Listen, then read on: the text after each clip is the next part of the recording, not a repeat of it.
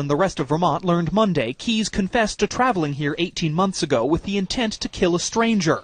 Federal investigators say Keys found what he wanted in Bill and Lorraine Currier of Essex, Vermont, shooting the husband, then sexually assaulting and strangling the wife. After he was later arrested on suspicion he also killed an Alaska teen, the FBI says Keys admitted to murdering the Curriers, even pointing authorities to an obscure spot where he hid the gun. Detectives wanted more info from Keys because he's linked to at least 5 other killings, but he took his own life in a jail cell Sunday. Police found body parts in a North Side apartment, and now they wonder if they've uncovered some kind of death factory. This was the scene earlier this morning. Police hired a private contractor to haul a refrigerator and a tank of acid out of the apartment in the 900 block of North 25th Street. Because of the acid, some neighbors were evacuated briefly. Police found parts of bodies, leading them to believe the man they arrested is a mass murderer. I'm mad. This is how you act when you are out of control. I don't want to ever see my mother have to go through this again. Never, Jeffrey. Jeffrey, I hate you, mother. I hate you! This is out of control! Don't me, Jeffrey, I'll kill you guys! And look at me, mother! I can kill you! What's your name, fast? I can kill you!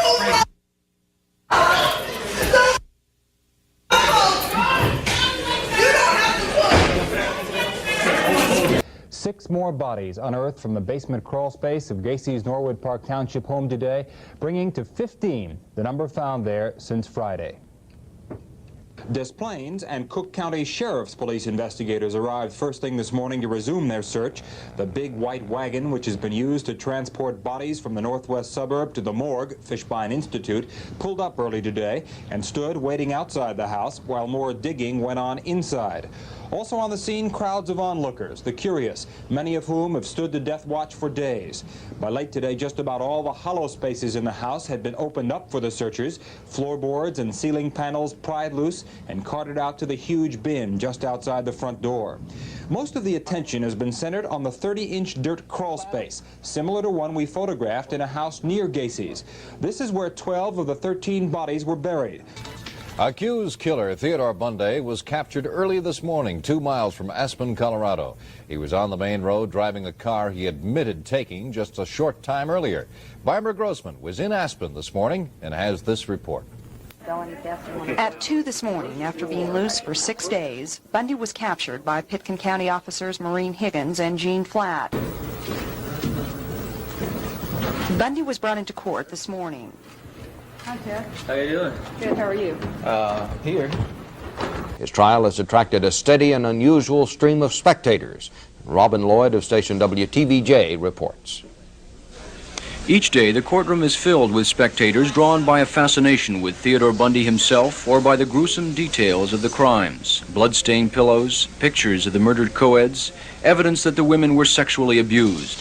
What is unusual to see is that many of the onlookers are women, young women, contemporaries of the 5 Florida State sorority sisters who were assaulted in their beds a year and a half ago. Every time he turns around, I kind of get that feeling, oh no, you know, he's going to get me next. You know.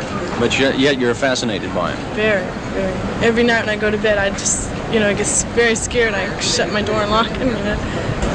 I'm not afraid of him. He just doesn't look like the type to kill somebody. You try to imagine yourself in his place and to see how he's feeling, looking at the pillows with blood stains and everything, if he really did it or not. The trial has drawn women from as far away as Seattle, where Bundy is suspected of other sex murders. Why is this happening?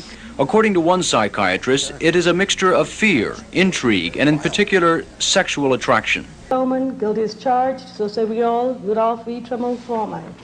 Ted Bundy sat there calmly, silently, as the guilty verdict was read. The jury had taken 6 hours to decide that the former law student was guilty of the strangulation murders of 2 Florida co-eds and guilty of the attempted murder of 3 other young women. Minutes before the verdict was returned, Bundy told ABC News in a telephone interview that he was prepared for the worst. Ted, are you prepared for a guilty verdict? Yes, I think so. It's never happened to me like quite this way before. I've never been convicted of murder before, and I hope and pray I won't be. But if it happens, then I just have to work with it. In today's video, we're doing something a bit different. I'm delving into a chilling yet fascinating topic, The link between head injuries and murder. I've been following true crime since I was a child. I started watching Murder, She Wrote and Unsolved Mysteries with my mom in the early 90s. The why and how they end up this way has always intrigued me, so today we're going to dive into that. So why do some individuals become killers, and how does brain trauma factor into that transformation? Recent research has revealed a significant link between traumatic brain injuries and violent criminal behavior, particularly in notorious killers. Studies suggest that head injuries can affect brain function, leading to diminished impulse control and emotional regulation. Serial killers such as Richard Ramirez, Jeffrey Dahmer, and John Wayne Gacy all had a history of early life head injuries, raising the question of whether these injuries played a role in their descent into violence.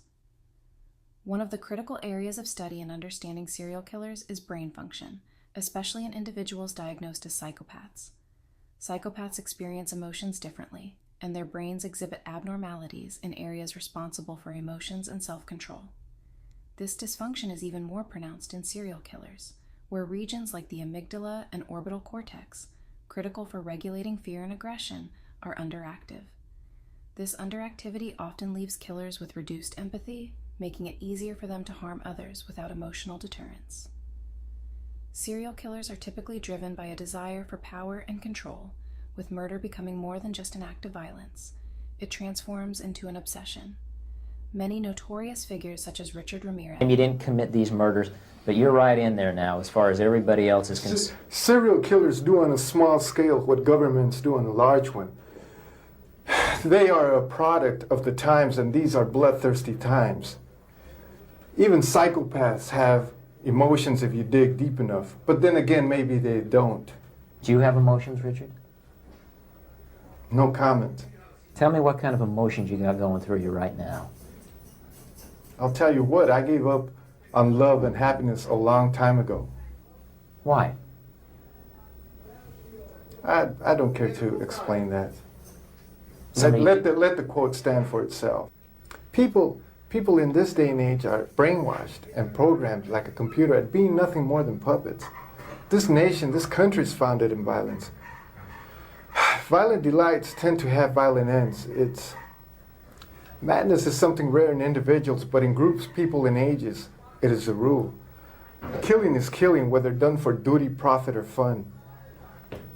Men murdered themselves into this democracy. You're good at reading your script, Richard, but you're not much at answering my direct questions. A lot was made that you're a devil worshiper. Do you worship the devil? Have you ever studied Satanism? There are different sects of Satanism.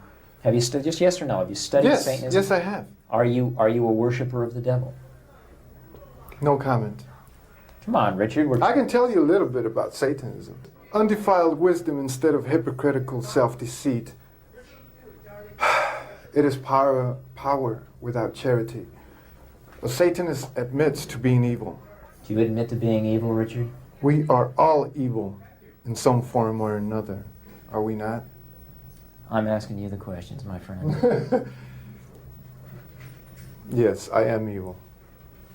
Ramirez, also known as the Night Stalker, was responsible for the brutal murders of 13 people, often committing crimes with complete disregard for the pain he inflicted. His lack of empathy and remorse are key traits of psychopathy, allowing him to continue his killing spree undeterred by guilt. While some killers like Ted Bundy grew up in seemingly stable households, others experienced extreme trauma, abuse, and neglect. Childhood trauma is a recurring theme in the lives of many serial killers, with research indicating that 68% experienced some form of maltreatment during their youth. However, even in cases where trauma was absent, the underlying psychological issues persisted, leading researchers to question the role of innate personality disorders in shaping killers. One of the most common diagnoses among serial killers is antisocial personality disorder, which is characterized by a lack of regard for others' safety, impulsive behavior, deceitfulness, and aggression. Ramirez, for instance, exhibited nearly all the symptoms of this disorder, highlighting how personality disorders contribute to violent behavior. Psychopaths in particular are skilled at compartmentalizing their actions, often manipulating those around them with charm while hiding their darker tendencies. Despite this, not all psychopaths turn to violence. leading researchers to investigate why some individuals with these traits commit murder while others do not. A growing body of research also points to the connection between head injuries and violent behavior. Traumatic brain injuries are disproportionately common among prison populations, with 50% to 80% of inmates having experienced some form of traumatic brain injuries. This statistic raises important questions about how brain injuries affect behavior, particularly regarding impulse control and aggression. Chronic traumatic encephalopathy, CTE, a condition caused by repeated head trauma, has been linked to violent outbursts and erratic behavior. There are many cases of this, such as Aaron Hernandez and Mike Webster. One such case was Noah Green, who attacked a Capitol police officer and was later found to have stage 1 CTE. His case underscores the potential role of brain injuries in violent acts, prompting further investigation into the long-term effects of head trauma. Research also suggests that 64.5% of violent murderers have frontal lobe damage, an area of the brain responsible for regulating personality and behavior. When this area is impaired, individuals may exhibit increased aggression and a reduced ability to control violent impulses. The making of a serial killer is often a result of a complex interplay between environment, personality, and physiological factors. Brain trauma, childhood abuse, and psychological disorders all play significant roles in shaping individuals who later commit extreme violence. Psychopaths exhibit a unique blend of charm, fearlessness, and disregard for others, which can lead them to manipulate and harm without experiencing guilt or fear of consequences. While it's essential to note that not all who suffer from brain injuries or personality disorders become killers, understanding the warning signs is crucial in preventing future violence. Early intervention in cases of childhood trauma or antisocial behavior can help mitigate the risk of an individual developing into a violent offender. Moreover, increased research into the impact of brain injuries on behavior is vital in addressing the root causes of violence. While no single factor can explain the making of a serial killer, the convergence of traumatic experiences, neurological impairments, and personality disorders can create a deadly combination. By recognizing these factors early and intervening before they escalate, society has a better chance of preventing individuals from descending into a path of violence. Thanks for watching.